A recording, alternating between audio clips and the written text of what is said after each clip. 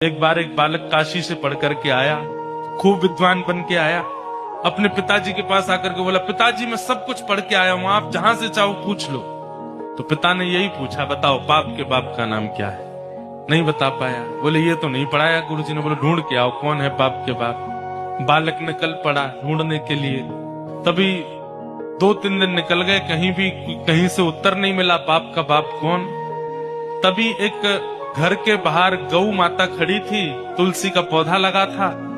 बालक ने सोचा किसी वैष्णव का घर है, 2-3 दिन हो गए कुछ खाया पिया नहीं, यहाँ पे कुछ पा लेता हूँ। उस घर में जैसे ही प्रवेश किया, वो किसी वैष्णव का घर नहीं था, एक वैश्या का घर था।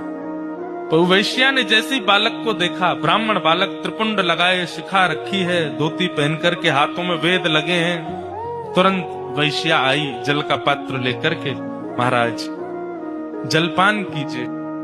तो ब्राह्मण ने तुरंत जल लिया, पान किया, पान करके बोली, ये घर मुझे लगता है किसी वैष्णव का है, गोबर का चौका लगा है, बाहर गैया है, तुलसी का पौधा है, आप निश्चित ही कोई वैष्णव हैं।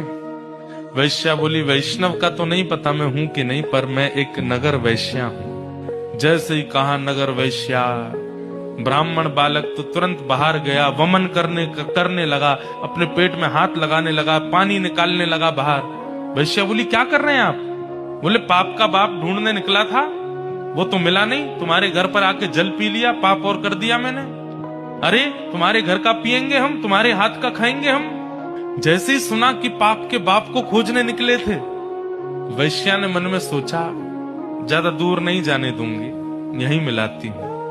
अब भगवान जल पी ही लिया है आपने, पाप तो हो ही गया आपसे, अब तो आपको जाना पड़ेगा, नदी स्नान करनी पड़ेगी, जनेऊ बदलनी पड़ेगी, पंचगव्य पान करना पड़ेगा, तभी आप शुद्ध होगे।